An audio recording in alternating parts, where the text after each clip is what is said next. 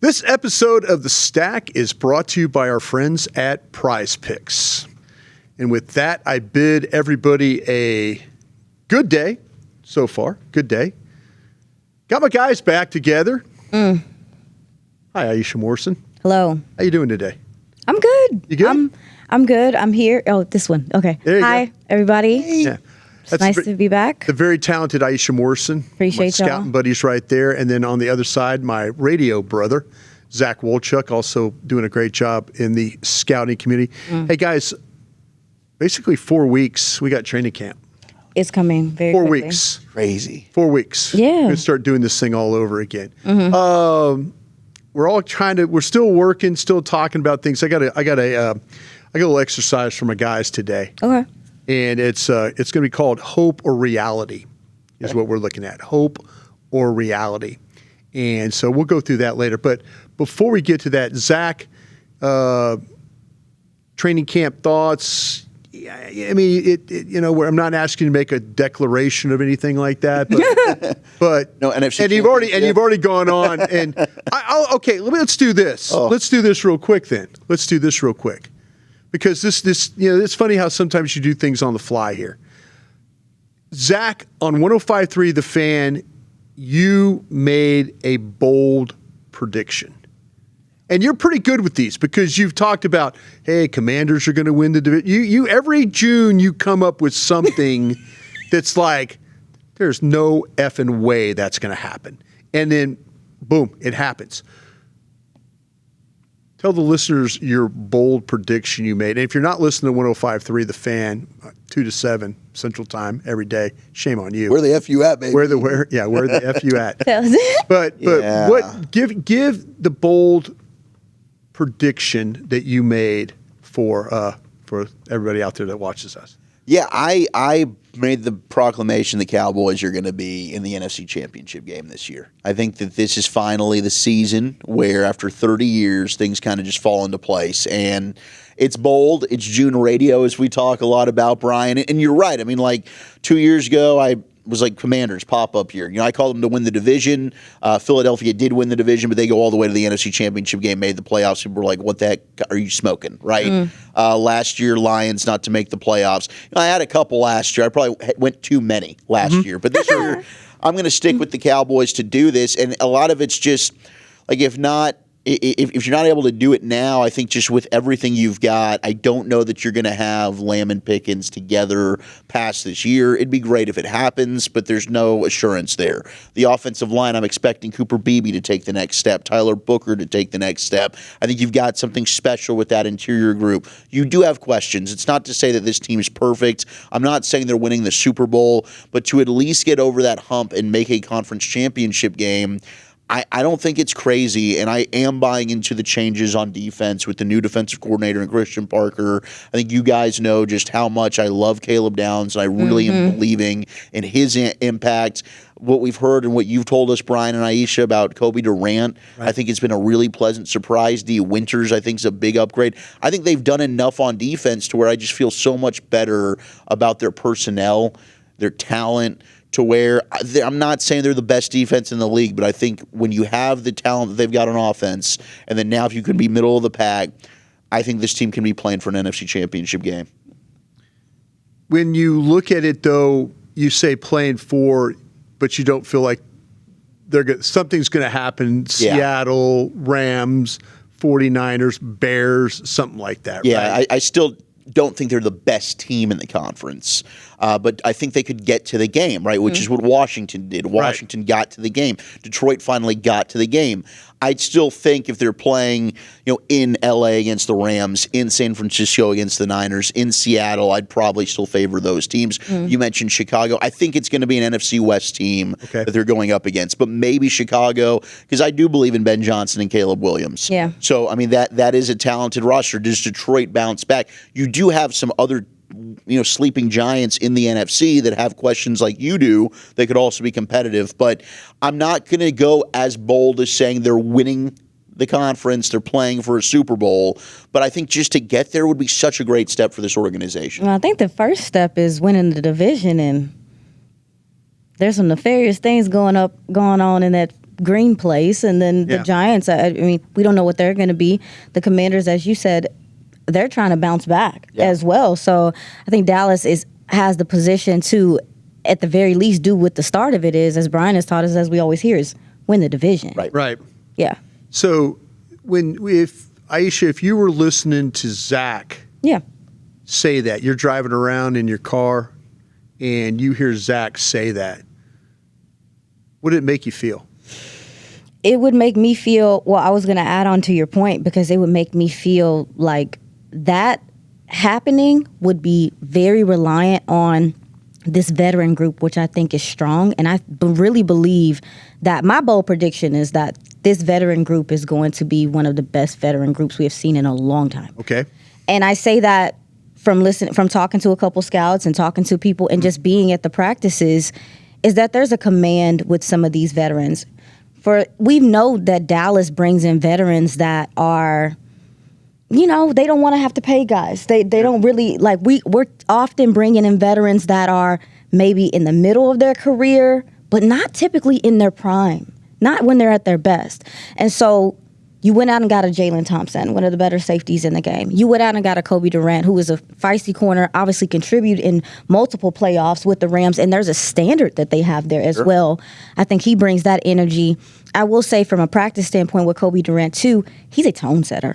The veterans that they've brought in have an intensity, and I think it also starts with a Quinnen Williams, who was a last year guy, but that was a very early. We started hearing the guys be like, they're listening to Quinnen. He's the leader. So you bring in him, Rashawn Gary, been in this game a while, no standards. You know what I'm saying? Like, you're bringing in guys that are bringing energy from their other teams. So you can feel that in practice, and there's nothing better than coaches being like, the standard that they have is echoed, and they have guys that can echo it, can replicate it in how they behave and whatever. But you also brought it; they can play. Yeah, you brought in veterans that can also play on the defensive side, and I think that's what's going to get you to where Zach said. They going. Well, and I think a large part is like, are you now Zach? It's me. Zach said it. I think their roster is better built for playoff football. Heck yeah. And you've got to get there. And I do believe they're going to win this division, because I'm fading the Eagles. I think the Giants are going to be better. I don't think they're there to compete for the division yet, because I'm not banking on health. I don't know that Jackson Dart's going to be a guy that can stay healthy for a full season. We'll see. I hope he proves me wrong. Certainly not wishing for any ill will towards any player. And I don't know what to expect from Washington. Like, Daniels is another guy we love. I mean, we loved him coming out. What he did his rookie year was outstanding, but he's also dealing with injury issues. So I think the Cowboys will win the division. Once they get in there, what's been their problem, right? Aaron Jones is running all over them. They struggle to stop the run. I think they're built up front to where they're not going to get pushed around on defense now with the body types that they've added. The Otito Ogbonias, the Bullards, right? Kenny Clark, Rashawn Gary, to your point. Even what we saw with Donovan Ezra-Raku, Malachi Lawrence. Like, they've now got bigger. Quinnen is a huge step in that direction, who's going to be really the bread and butter and the tone setter for the entire defense as your best player. But then in the second level, that's going to help. Yeah. That's going to help keep D. Winters clean. Hopefully that keeps Overshown healthy. Shamar James is a guy that I've heard a lot of optimism about. I got to see it, when we get into hope or reality. That's a little bit of hope for me. Yeah. But, hey, I think there's enough good there that I just think they're better suited for January football than maybe this team's been built like that before. And also, I feel like we are prisoners of the moment when it comes to, we were a little spoiled too. Dallas hasn't been to the playoffs in 2 years, and that's felt weird. Obviously, losing seasons multiple times. Yeah. Y'all, this is not some unheard of task to flip a defense. Yeah. We see teams do it all the time in the NFL. Right. And again, to Zach's point, Dallas's defense doesn't have to be, top 10. It would be nice. It would be nice. Great. But we need them to just be, steady, like you were saying, cause turnovers, which is something that through minicamp that you're seeing is something that they're emphasizing. I said on a show this morning, I think that Dallas expects turnovers. I think they're coaching that they're like how they expect them, not that they're necessarily relying on causing them. And the way that I saw Christian Parker work in the corners, and the way he was doing things is he wants these guys to have like crazy hand-eye coordination. I think they expect tip balls. I think they expect, tight window throws. Philly was one of the teams in the NFL. Like, most of their interceptions came from tight window throws. Right. So with that, I'm like, they're expecting turnovers and they're trying to coach the guys to be used to getting them. I'm just like, there's little things that I feel like really told me a lot in minicamp that I'm sure most people don't value, but I thought I took a lot of valuable stuff for where they want to go. Like you. I ain't quite there yet. Ain't quite there But yet. hey, you're not laughing at me, and I appreciate that. Oh, I would 'Cause never think laugh a lot at of people, and that people are going to be watching, and they're commenting, and I get it. It's bold for a reason, right? Yeah. It's a lot of hopium. It's a lot of I'm drinking the Kool-Aid. Yeah. But it's like after 30 years, eventually things have to kind of line up and they catch some breaks. And I think this will be the year it happens. I think gotta they're want it. yeah. I think they're better equipped this year than last year. If you said this last year, I would have gone. I think you're right about that. Okay, let's take a little break right now. We'll be right back after that, and we're going to play a little bit of hope or reality. Stay tuned there. This episode is brought to you by Prize Picks, America's #1 sports pick app, and honestly, it's really easy to use. You just pick more or less on a few players' stats and build your lineup. It could be points, it could be strikeouts, it could be goals, it could be saves, rebounds, whatever you're watching that night, you decide. Is that player going more or less than the number they put up? Prize Picks is available in most states, including Texas, so you can get in on the action tonight. If you're new to Prize Picks, download the app, use the code HMA, and when you play your first $5 lineup, you get $50 in lineups instantly. And make sure you follow me there too at Crown Media so you can see what I am playing before the games even start. All right, let's take a look at what we have built today. Let's go with Cristiano Ronaldo of Portugal. They're playing Colombia. Let's see if Cristiano Ronaldo can score more than 0.5 goals. All we need for him to do is get that one tally. Go more on that one. And let's go with James Rodriguez of Colombia. Let's go with more than 0.5 shots in that match. So that's it. That's Prize Picks. That's simple. Use the code HMA, play $5, get 50 in lineups. Good luck. Guys, back at it here. Zach, I appreciate, by the way, really good opinions from both of you on this. And Zach, good for you taking a stance like that. And I'm sure the comments, feel I'm free. ready for it. Feel free to comment. I love you regardless. But I don't think it's ridiculous to say. I don't think it's, if you would have said this last year, you're ridiculous. This year, I don't know. I don't think you are. I don't think you're ridiculous, especially I think if the offense gets going and they find some way, if Christian Parker is able to kind of get these guys to play as a unit and not make mistakes and create turnovers, and I think they're going to be a well-coached bunch. I really, agree. really do. All right, hope or reality here. I'm going to name a player, Okay. and I want you to answer in a way. I hope, or you think, I hope this player does what we think he's going to do. Okay. Or it's reality. This guy is going to be Got it. one of your guys. Okay. Good with this? Yes. Good with that? I'll start with you there, 2I. Okay. How about this one? What about Shavon Revel? Is hope or what? Say it again. What are my options? Hope or reality. Hope or reality. Hope or reality? Shavon Revel. Hope or reality? Reality. Okay. Reality. I said on a show this morning that I believe the same way in which we're talking about Caleb Downs being paired with Christian Parker and that being a perfect fit. Don't get it twisted. Yeah. Shavon Revel They'll twist you on was there. one of the best, if not the best, press man corner in his class. That's true. And I understand that people, everybody looked bad. Every DB looked bad. Literally, DaRon Bland, despite having some foot issues, we saw him looking like he was breakdancing sometimes. Yeah. The footwork and some of the things that touching base with the guys that are being taught was not the best. Mm-hmm. Okay. I think that we'll see Shavon Revel, especially in this scheme, take a step forward. And he seems very confident from the practices I've seen. He seems like he's getting back to who he was before. So that's reality. That's going to be reality for me. Reality. Don't sleep on him. Reality for 2I. Mm-hmm. Reality Zach. for me. He nervous. Shavon Revel. Hope or reality? I'm going to say that is reality as well. Oh, you almost said hope. You almost did. said it. I almost said it, but it's about it. reality. And here's why. I don't think Christian Parker, I'd like to believe that when they're doing these interviews for the defensive coordinator job, what are you going to do for Shavon Revel? What do you think of Shavon Revel? They put a third-round pick on him that they thought was a first-round type of talent. You've got to be able to maximize that. That's Christian Parker's MO. Regardless on, we got questions of can he call a defense. The one thing you shouldn't question is his ability to get these defensive backs up to speed and to play well. Yep. And to reach their potential. Revel's got the talent. He's got a healthy offseason. He's got that. The breaks, I think, was a big problem for him, talking with people. And I know, Bryan, you've been outspoken about that too. So to me, I just believe in the player. I believe in what we saw on tape. And I think he's finally healthy. I think Christian Parker's going to get him to where he needs to be. I think, maybe early on I'm expecting a little bit of lumps for the entire defense. I think that's fair. You can give him about 4 weeks of grace, and then let's start to get this thing going into gear.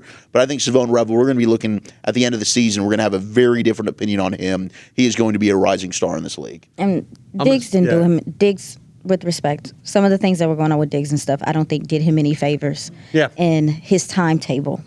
Yeah. And Dallas needing right. him to play extended snaps. But I think that's reality, too. I agree with you on that one. Iisha, I'll come back with you on this one. Brevyn Spann-Ford. Hope or reality? Reality. Even from looking at practices, they're doing quite a few things. If I'm not mistaken, Brevyn is Dak's biggest target out there. Size-wise? Yeah. Radius, all that stuff. And as you even saw Dak work with Kevontae Turpin, Kevontae Turpin doesn't have a big catch radius. So Dak's ball placement with Turpin, and we see it show up sometimes, is something that he had to work. You can tell that him and Brevyn have been working together. You can notice that some of where he's placing the ball for him, he can't place it there for nobody else at that size. Sure. And I believe that Dallas, there's no way that we talk about competition. He's earned it. We cannot praise Ryan Flanoy and not talk about Brevyn. Because he does the special teams work. He does the dirty work. He does all that stuff. He's earned it. And I think that reality is that Dallas sees that he's earned it. He can be on the field every damn play if he wants to. To me. I'm over this. I'm over the other stuff at this point. Do you think Spann-Ford will end up being better than Fergie? Tight end one type? I think it's possible. He doesn't have he's a natural athlete. It's going to take a little bit more to develop, like, obviously, the receiving part, but just as an all-around guy, possibly. Yeah. He can do stuff inline. He can do stuff outside on this. Like, I think he can really grow into something different. Okay. What do you guys, I'm a Ferguson defender, and it might be just because I really like Jake. I love me some Fergie, but I was going to tell you maybe this. I'm a little biased. What? On this pad, I've got a hope or reality for Jake Ferguson. Okay. Oh, no. Okay. Go for it. Yeah, I think both of them. I think Ferguson, I have more hope that he's going to get back to where he was 2 years ago. The reality might be he just is what he was last year, which still is a productive tight end. Yeah. But my hope is that he can get to like that top 5-10 type of tight end in football. I think the reality could very well be that he is, your 600-yard, 8-touchdown guy that doesn't have the yak ability that we hoped that he did. I think it's reality with Brevyn Spann-Ford, though, because you saw, and I'm with you, him and Flo, I think, were the two guys that had the biggest jumps from year one to year two. And they put in the work, man. And you're absolutely right, too. People don't probably know the full stories of what went into that because, Bryan, one thing that really stood out when we talked about this was you talking about, Brevyn Spann-Ford just doesn't look comfortable catching the football. Right. And so, anytime we were out there at camp, I'm watching. I'm like, damn, yeah, it looks like the ball kind of beats him up a little bit. I thought some World Cup vibe. Yes. Soccer goalie. Yes. Hands apart, trying to parry the ball away, but the hands have become better. Much better. He looks much more natural. That is such a good way to put it. Yeah. That's what I was trying to say earlier, is that it looks more natural, and you can very quickly tell he's done quite a bit of work with that. Yeah. And the blocking with him, that was one of his best attributes coming out of Minnesota. And unlike Luke Schoonmaker, he actually has been a pretty good blocker in the National Football League. So I'm buying it, and I do wonder if there's a world, and I don't want it to happen because I'm pulling for both these guys. It'd be great if you could have some legit 12 personnel tight end packages. But maybe if Ferg doesn't take that next step to kind of show a little bit more of that athleticism after the catch, could you maybe be looking at Brevyn Spann-Ford if he continues to progress, kind of eclipsing him on the depth chart or leaping him in the depth chart a little bit? And Yeah, I mean, I think I got more hope for Ferg. I got more reality right now for Spann-Ford. I believe, to add on to your point about Ferg, I do believe that Ferg is offensively, if the tackles can do their thing, we should see improvement with him. I do think a lot of the decline that we saw in some of the tight end play last year was heavily relying on some of the offensive line issues, because as you look at what they were having him doing, he wasn't even a part of, a lot of his routes didn't have purpose. Or they didn't feel like they had purpose sometimes because he is helping. Yeah. He's chipping. And I don't think people understand the physical toll that takes on a tight end to have to do it.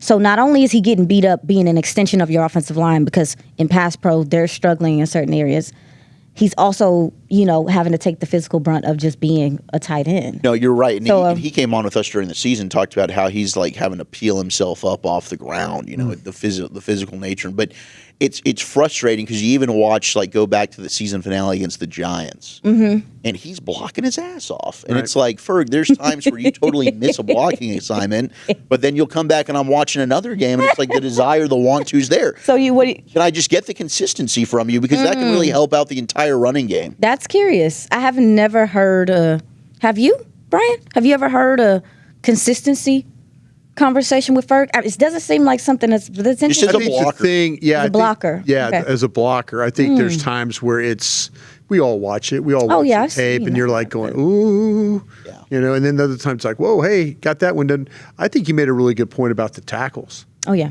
Working with the tight ends. I think that's a real, real good point. 2I. Yeah. Hope or reality, DaRon Bland. That's hope. That's hope. I'm going to say hope. I love me some Bland, y'all. I know. That's my dog. But it's hope when it comes to feet. Yeah. I was in the military. I seen what people do and what they go through when their feet are struggling. And I don't get it twisted. Seeing him at practice, Yeah.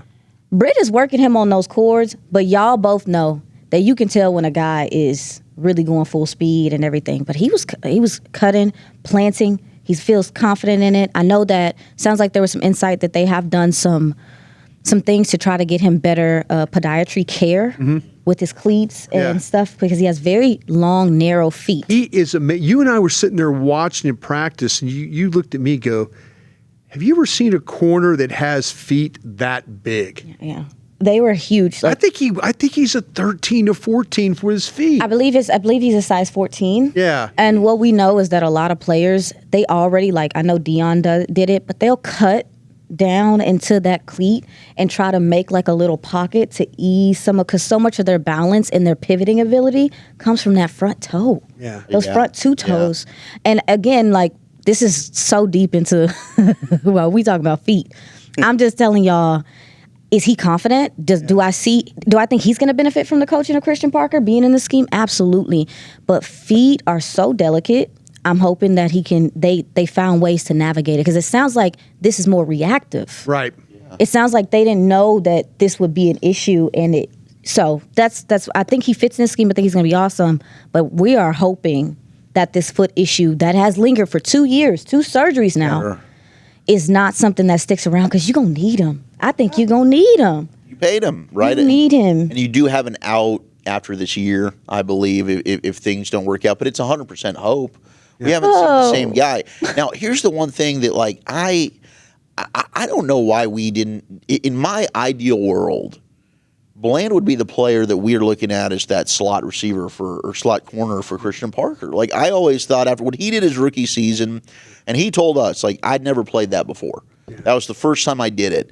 And I know when you're going for the contract, I want to play on the outside. I don't want to play in the slot. But, he's got the play temperament. He checks off all the boxes of what I envision a slot corner to be. Scrappy, smooth change of direction, fight through the trash, will play physical, tackle, right? That type of stuff. I think that Kobe Durant has aspects to that. But Durant's played more outside the last couple of years with the Rams.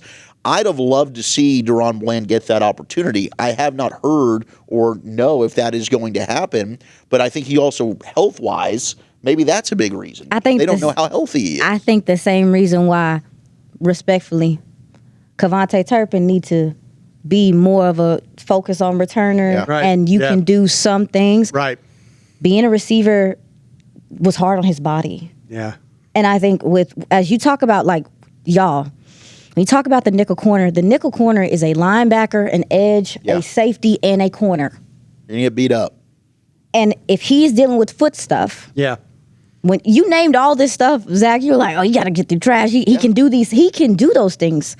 But what is that going to do to him long term? How do you preserve him? And if being on the boundary where there's less trash, less, collisions, less having to come up and collapse the damn edge like a freaking... Right. Then maybe we will see him have some longevity, because I think that might be a part of it. You mentioned the health. That's where I'm at with it, too. No, because I think it is hope. I think right now... I think it's hope, bro. And it stinks because, you're talking about a guy that broke the pick six record. Looked like this is a player that you're not going to have to worry about, but you do. And the health. Jerry sounded like he was very concerned. Yeah. If you go back to the end of season presser, he pointed it out. When it comes to the feet, you're worried about it. You brought up Deion.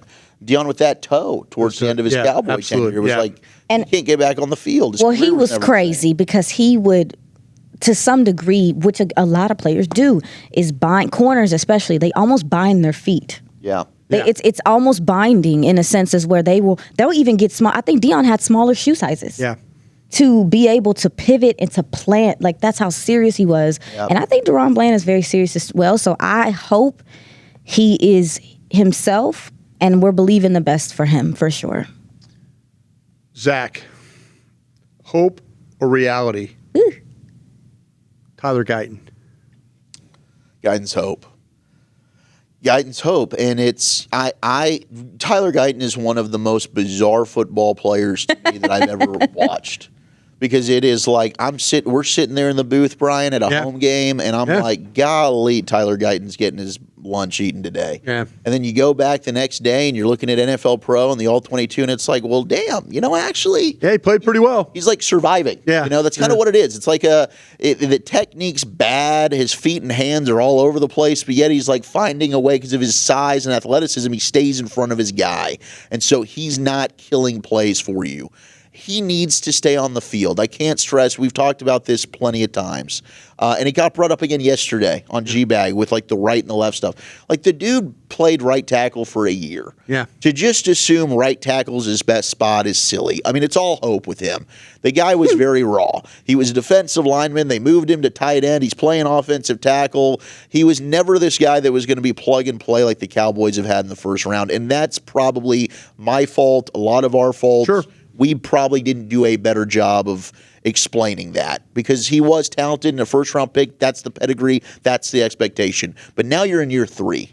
Now it's put up or shut up, dude. Now it's like, all right, you can't keep getting hurt. And I think availability is the biggest question mark with him. Can he stay on the field? Is he going to have a lagging knee injury? Is he going to have a concussion? Is he going to be sick? Is he going to miss time here or there? You've got to be there at practice. You've got to earn that spot. I don't think it's a competition. I'm with you, Brian. I think that's a bunch of BS to try and just get the best out of him. He's your starting left tackle unless he's just hurt. But it's a lot of hope because he has not proven he can be consistent at all.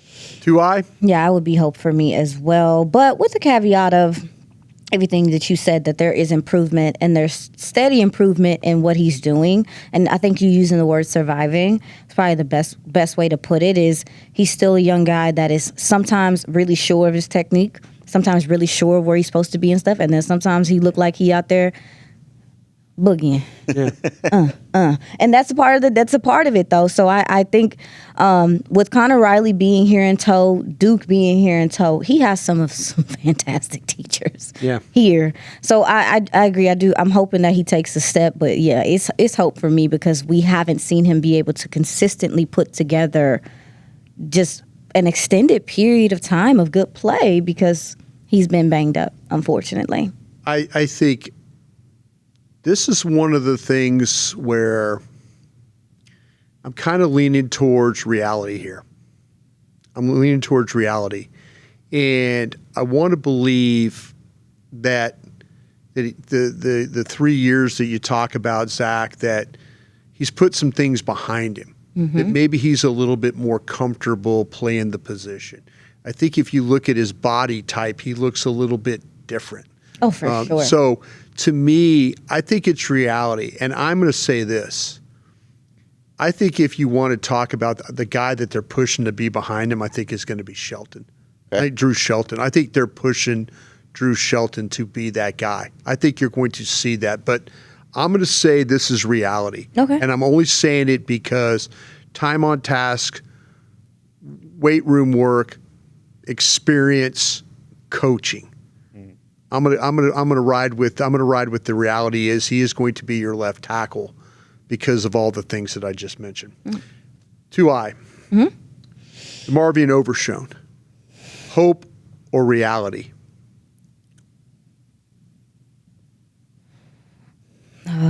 I think it would be hope for us to be, having expectations of him to this point.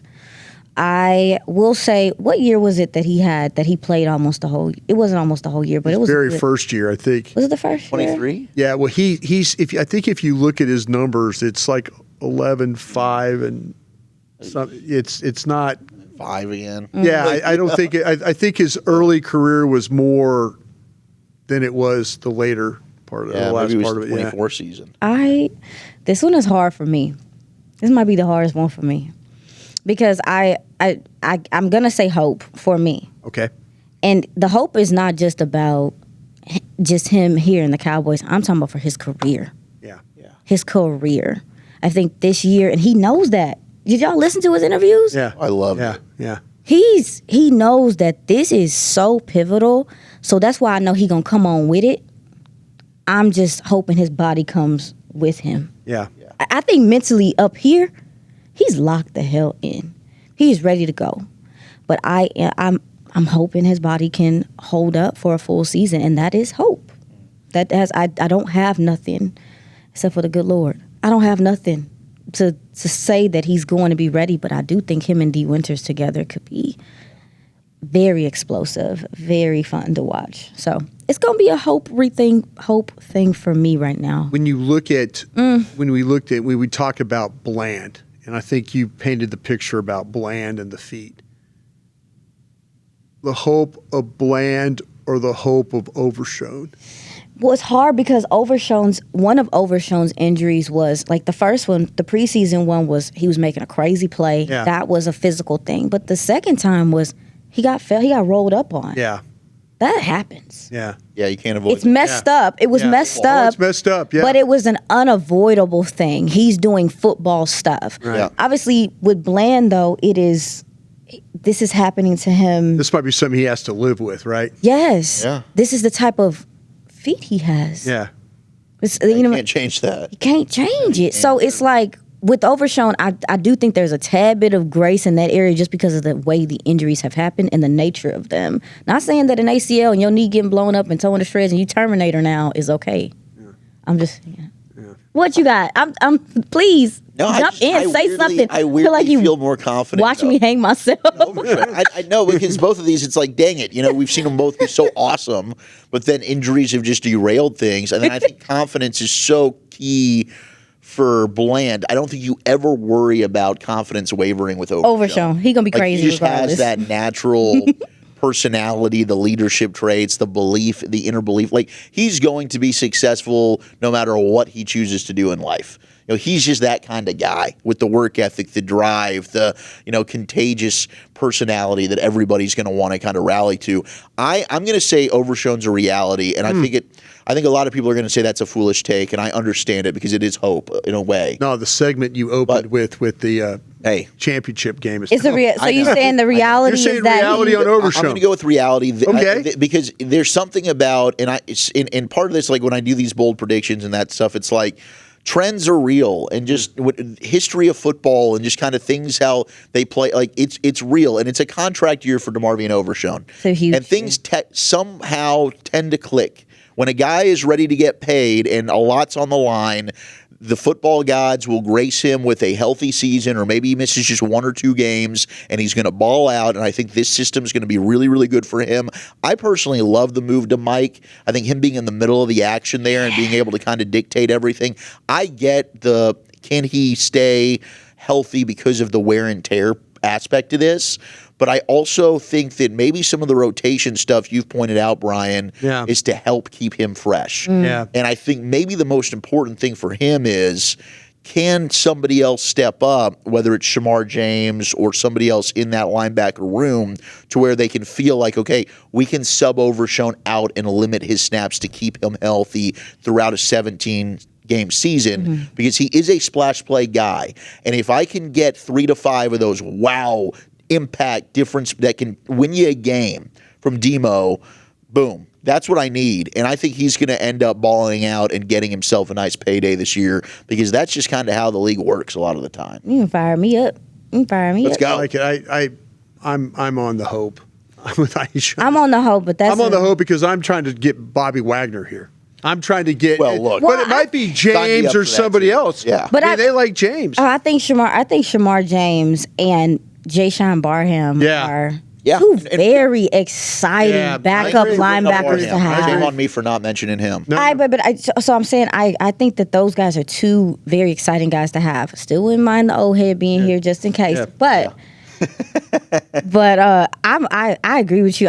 I'm struggling because I really am hoping. We know this person as a person. Right. I know this person as a person, and I'm looking at it for his personhood. Right. You can't take. You can only take so much of the narratives away. Right. And this is a year for him to shift the whole thing. And I picked up the mic. And I agree with you. It's gonna be a big game. Okay, I've got my last one here. I've got Jaydon Blue, but I want to do this with him because I think we're all kind of hoping here. I think it's all going to be hope. But I'm going to ask you a question in a different way. And Zach, I'll go back to you on this one.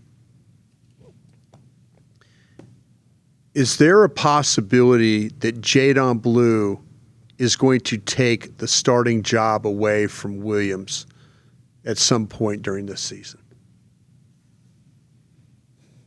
Absolutely effing not. I was like, is there? No. Can we get a sound drop or something? I don't think so.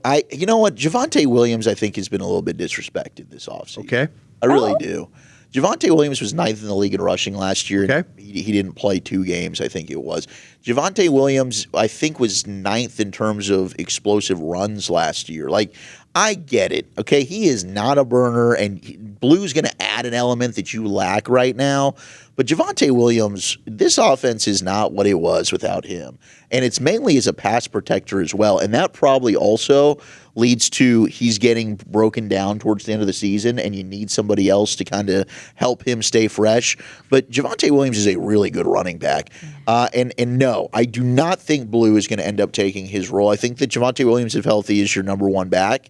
And he can do everything for you. Receive the ball out of the backfield. He's reliable. He gets you dirty yards. When it comes to being able to pop a run for 15, 25, he can do that for you. He's not necessarily going to be that home run threat that a Blue would be, but I think Jaydon Blue is your change of pace guy. And to me, I just don't see him as a lead back.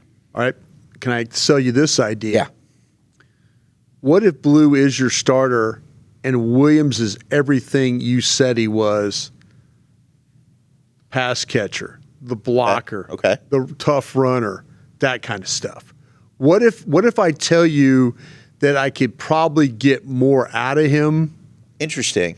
if he's not the starter? So I immediately think of, let's go back to 2007 with this comp, and Julius Jones was your starting running back. Okay. But then Marion Barber kind of was your guy. Right. Right. And then they flipped it for the playoff game, which they lost, Right. where Marion Barber started for the first time all year, and Julius Jones was your backup. But you can sell me on that idea to where, like, maybe Jaydon Blue starts games for you. He's technically your starter. Right. But really, your main bell cow is still Javonte. Yeah. See, all of a sudden you get, and Iisha, I'm going to ask you the same question here in a second because I want to get your thought on that. I'm listening. But I was wondering if at some point in time we see during the season that you are getting explosive runs. Yeah. You are putting defenses in a, and Blue's holding on to the ball and all those things. But maybe that you have Williams in that role of third down back, tough runner, Interesting. catcher, blocker. Yeah. And then he doesn't wear down at the end of the season, but you got him for the whole year at a high level. And then you let Blue be the guy that. Yeah. But I'm asking you. I'm asking I in a way. could buy that. I'm asking you in a way though. Could we see that happen? And you're saying, "F no." No, yeah, I don't like. Ultimately, I still think your number one back is Williams. But Right. in this type of scenario, and especially if you want to like start games quicker, Right. And Blue gives you that explosiveness, I could see that kind of being a pathway to where he ends up kind of being your starter. And you sold me on that way of looking at it. I can buy into that. Did I sell you on it, or am I out of bounds on this one? No, you don't have to sell me on playing the matchup game. You don't have to sell me on looking at, the opposing team's defense and being like, okay, well, we might go with this guy to start the game because it's going to be more beneficial for us in the long run or whatever. So I want my coach to see weaknesses on the other team and put the guy that's more suitable to attack that in position. So I get the sentiment. As far as I think what doesn't come in the conversation enough with the running back conversation is how complex the quarterback is. Right.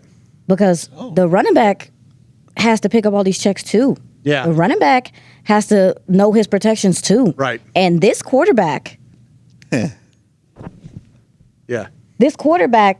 his idle quarterback was Peyton Manning for a reason. Yeah. So this quarterback is doing more probably than the average quarterback with motioning, moving guys, like all that stuff. Baby, when Javonte said last year, he was like, I'm learning it. He said it. He was like, I feel like I'm running with a purpose, but I also know my playbook better than I've ever known my playbook. Yeah. It's because he got to because of the quarterback, too. Quarterback. And exactly. whoever is going to be next to him is going to have to know it, too. And everybody's not suited for that. And that's what I'm going to say. Yeah. And I think most running backs can't. We see most running backs can't even pass protect. Yeah. So, For sure. and part of that is they have to know all these different protections. They probably got to be in the room with the offensive line sometimes. So I say all that to say, hell no, it's not going to be him starting. But if the matchup calls for it, I'm all for it. I want you to be smart, not dumb. Good stuff, guys. Sorry, I was. No, all right, to put a bow on all this though, which was the toughest hope or reality for you of the players we talked about? The one that made you think like, DaRon Bland. DaRon Bland was my hardest one. Because he's such a Cinderella story. Fresno State, working his tail off. Yeah. Just a very talented player, hard worker. I don't think he is going to be less confident. But I do think his demeanor and how he is, where he's kind of shy, and that's just how he is. A little quiet. Don't let him get hurt again. That's what I'm saying. That's what I'm saying. Like, he knows what time it is, too. Yeah, I get So it. I think Bland's was the hardest for me because he's had surgery 2 years in a row, or 2 years in a row, guys. Like, Well, he also might have saw what they did to Diggs. oh no, True. now he's no Diggs. No, but I mean, they moved on. They moved on. They moved on. Yeah, it could be a lingering concern for sure. I think it was probably Revel for me, honestly, with the corners. Because, like, I have so much belief in Revel, but he also kind of has to reward us and prove that, Sure. that's still warranted. Yeah. So while I'm saying reality and I'm buying into it, I could also easily go with hope because it is. I'm like hoping that he's the player that we think that he is. Yeah. Yeah. What was yours? Maybe Guyton. Guyton was hard. I love what you said on Guyton, though. You made me excited. Oh yeah, I think he feels like a guy that's going to take a step forward this year. And my God, today, if he does, Championship game. do you know what you can do offensively? Yeah. If he does, Woo, boy. You're right about that. Yes. Right. All right. That will do it for us today. Appreciate you guys. Thank you for hanging it out there, making it happen. We appreciate that. I always like to, it's always nice when you can make people think about it and kind of show opinions and stuff. You guys do a great job with that. And also, we got some stuff I want to talk. I got something in my hand here. Merchy. Yeah, we always come up with like creative T-shirts and stuff like that. 4th of July coming up, folks. okay. Yes, let's go. 4th of July. Oh, that's cute. Little Crown Global Media, love it. little flag on there. Maybe if you're into the soccer stuff too. Yeah. The USA and all that. But yeah, these shirts are just something we're running just for the 4th of July. If you want to check it out, please do. That's at crownglobalmedia.com. That's where all our clips are. That's where all this information about our programs, our like I said, our website, everything like that is there for you. We do appreciate everybody hanging out with us on these shows. I mean, you guys' support means so much. Again, we will see you next week for another edition of The Stack. You guys take care.